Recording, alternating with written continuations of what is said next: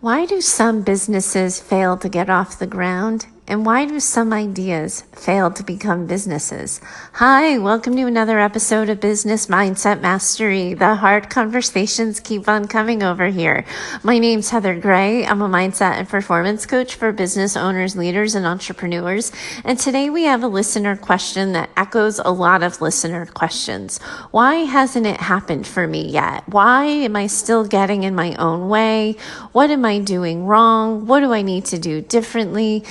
Why is my business not yet an actual business? Or why is my idea not becoming anything more than an idea? The answer to this question is sometimes a little hard to swallow. So I'm going to encourage everybody in this place to take a deep breath as they listen in, because I'm going to probably need to take a deep breath or two before I answer. Here goes. Hi, Heather. I know you know me from online circles we're in together. I've been at this online business building thing for a year, and I still don't have a business to show for it. You talk a lot about the boss mentality, but I don't at all feel like a boss when I'm still learning the strategy. I'm trying to set up an online business as a content editor. For my 9 to 5, I edit textbooks, and I want to start a business editing the digital content that business owners put out, but after all this time, I'm nowhere near where I should be. I'm only 26, so I wonder if people will hire me. I've never written anything myself, so I feel like I can't tell my clients that I know what that's like. I just don't take myself seriously, and I know that it's a huge problem. How does one step out of newbie mode and get into boss mode? I'm in circles and would like to stop spinning. Okay, how does one get from newbie to boss mode? The simple answer is going to be the hardest answer here It's going to be the hardest answer to hear, my friend. You got to get your reps in. I think one of the things that keeps happening, and I keep encountering it in the online business space, is that at some point in time, the messaging towards aspiring online business owners was anyone could have a business doing anything they want. Pick your hobby, pick your passion, and you can teach somebody how to do it and build a coaching business around it. You can be a consultant. You can do this. You can do that. And when we look at some of the businesses that have been created, I always go back, and I think I've shared this one on the show before, but last year I found somebody, I think it was on Etsy, selling their New England fall leaves. So leaves that actually just fell in their yard. This person was packaging them up so nicely for people in other places that don't experience fall foliage. So absolutely, if somebody can get build a business selling the leaves that fall in their yard, sure, we can buy into the mentality that anybody can build a business doing anything. And if you watch Shark Tank, you can see so many kooky ideas that absolutely do become businesses. But I think that comment and that sentiment is overstated and over-exaggerated. I don't think it's true that anybody can own a business.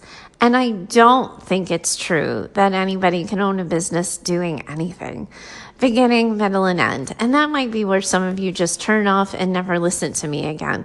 But here's the thing. When I look at why this thing called imposter syndrome exists, and shiny object syndrome, and all of these different entrepreneurial created mindset problems exist, it largely comes back to a single solitary fact. People are trying to skip the steps from the bottom of the ladder and put themselves in at the top of the ladder. They don't want to get their reps in. They don't want to get their experience in. If you have never helped an online business owner with their content, of course you can't take yourself seriously as a content editor for online business owners. You've never done it. You don't have a rep in yet. So how am I supposed to talk you into that? It wouldn't make sense. The first thing that I would start to do for yourself is look at how editing for textbooks might be different than the content that digital business owners are providing. What are the needs and the experiences that might be different for an online business owner? Because those two fields are radically different. You have a skill set that can be transferred from one to the other. I have no doubt about it. You're a really good editor. But do you know what the readers of online content need? Do you know what the consumers of online content need? Do you know how to help online business owners put themselves out there in the best possible light when it is such an incredibly noisy space? Sure, you can tell them when they needed a regular colon instead of a semicolon. Yes, you can correct their spelling. Yes, you can correct their grammar, but so can most of the word processing software we have out there today. Nobody is going to hire you for that. What they're going to hire you for is your eye, your ability to see flow, your ability to look at what's readable, what's not, what's understandable, what's not. That is the skill set that people are really going to hire you for. Sure, somebody will come in and, maybe pay you $5, $10, or whatever the minimal amount is to get their grammar checked or their spelling checked. But when people are hiring editors, they're hiring for more than spell check. And that's what I want you to look at here.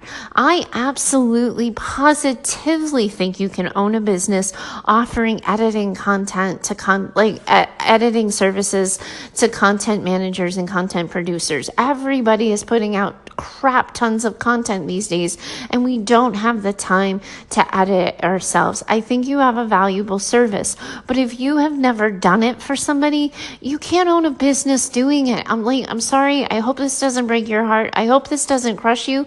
I hope what you hear is that you don't have imposter syndrome. You don't have shiny object syndrome. You don't even have a mindset problem. You are feeling exactly what you should be feeling given where you're at in the stage of your professional career. What I would really encourage you to do, given that you still have your 9 to 5, you have this editing job, I would encourage you to pick up freelancing and consulting jobs. Do it as a side hustle, a quick buck. Get on Fiverr, get on Upwork, start reaching out. If you're in our online circle, start reaching out to people. And not for nothing, you can say Heather made me do it. If we're in similar online circles, people are going to know what I'm talking about. But get your reps in. Reach out to online business owners who you see are producing a lot of content.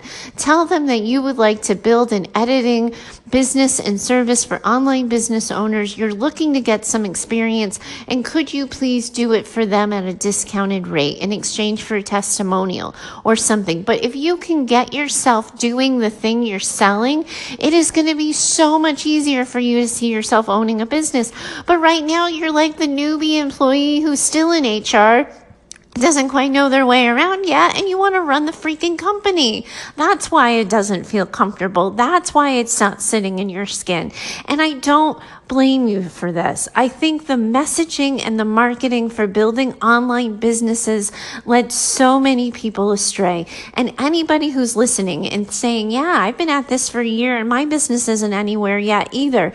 And I've, been learning all the things and I don't have much to show for it either. My first question, my first triple dog dare, my first hard truth for you is, have you gotten your reps in? Have you done the thing you're trying to sell for people? If you just have this wild and crazy idea, if you just have this aspiration, if you just have this dream or this goal, of course you're never going to get out of stage one. We're never going to get you out of the gate. You are going to constantly doubt yourself and your ability, and you should doubt yourself and your ability. No offense, but you haven't done it yet. So go out and do the thing. Go out, reach out, do it for free, do it for stupid money that we'd all beat you up for offering it at that low price. But go out and do it and get yourself some confidence. Get yourself some experience. Go out, help online business owners. If you're a new health coach and you've never actually health coached anybody, not that that's a verb, but I just turn it into a verb. Go out and find a friend who needs some health coaching and say, hey, listen, I really want to do this as my full-time job someday. Will you let me coach you? Reach out and go and do the thing before you call yourself a boss. Beginning, middle, and end, guys. It doesn't That's why so many people are hurting. That's why so many people are struggling in this space right now is, of course, they're not looking at their businesses from the boss perspective. Of course, they want to stay in the slow lane, the right-hand lane, or keep their cars parked in their garage or prefer the passenger seat because they've never freaking done it before. So go out and do it. Get yourself some experience.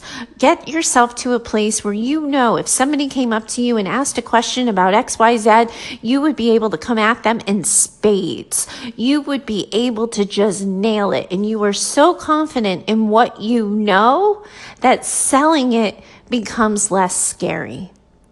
Because once you have that confidence, once you have the skill set and the toolbox, it is so much easier to learn the business strategy, to learn how to identify your ideal client, to learn how to position yourself and how to create messaging that converts and connects with people, and then how to create an offer, and then how to sell that offer.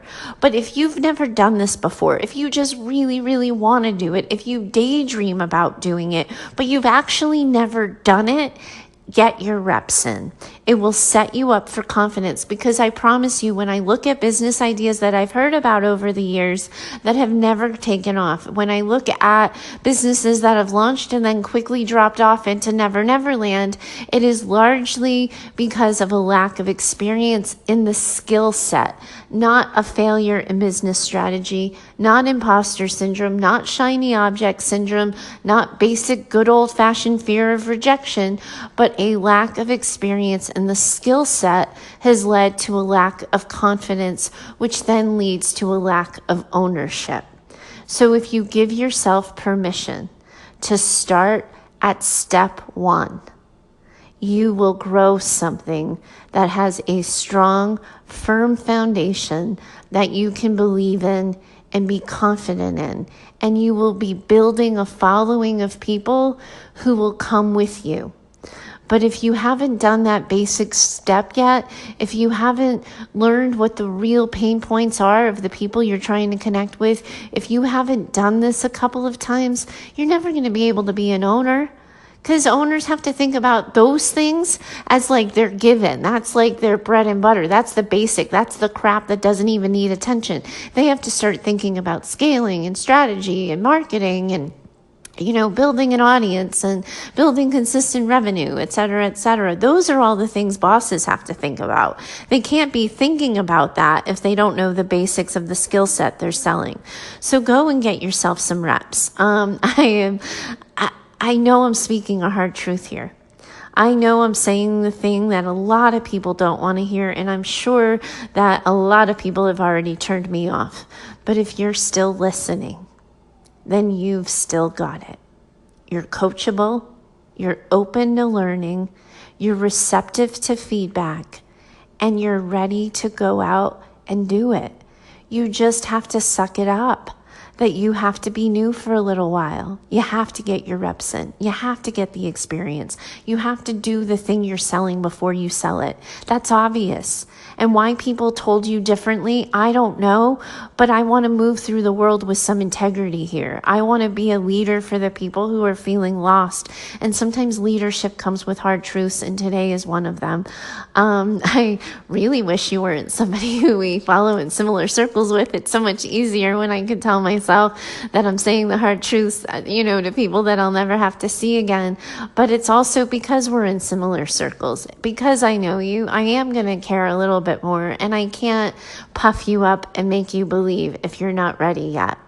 But I absolutely think you've got something here. I do think that with all of the messaging out there to online business owners to get content out there, to create engaging, likable content on Facebook, to everybody's being the number of people who are pressuring me to write a book, telling me I need to write a book. Every online business owner is being told that's what offers credibility. You have a gold mine sitting in front of you. But I can tell you the type of content I put out is way different than a textbook. With a textbook, nobody has to like what you're saying. Nobody even has to understand it. Hopefully it's teachable, but I can't tell you how many textbooks I read that I'm like, that really still is not clear. I've read that 3 times. So the standards are different. The needs are different. The pain points of the people hiring you are different. Once you know that, the back of your hand, you are going to sell it in spades and you are going to take off. I hope you see this as an empowering conversation, as an honest, truth-telling conversation, and not as another time that Heather Gray went and bashed newbies. I know that I have that reputation in our respective online circles. I know that that's what people think of me. I stand in my truth, I guess. And you asked me what I thought. So with good intention and with well-meaning, I put it back on you. So go get your reps in and then go build that business and tell me what happens next. Whew, what a week we've had. It has been a week of hard conversations. Thank you so much for joining me. Thanks for having this conversation with me, sticking with me through the hard truths and the tough talks. I think it's where we all grow and we become bigger, bolder, better versions of ourselves. So thank you for a week of truth telling. I'm so glad to have you in it with me. I look forward to talking to you next time. If you want to go easier on me with the questions for next week, I invite everybody to do that. You can send me an email to heather@choosetohaveitall.com. I will, if I haven't scared you yet, if you're not too afraid that I'm going to bite the hand that feeds you, you are welcome to get my 2 cents on your business problem, and I will get back to you in my next episode. You can find me over at heather@choosetohaveitall.com. Thank you for joining me. Thank you for being in it with me. If you are getting value from this show, if you think more people need to hear the truth and have the hard talks, please do take a second, go to your podcast app and leave a review, share the show, tag me in it, let me know that you're doing it. I would really love it. Thanks so much for sticking with me today, and I look forward to talking to you next time. Bye for now.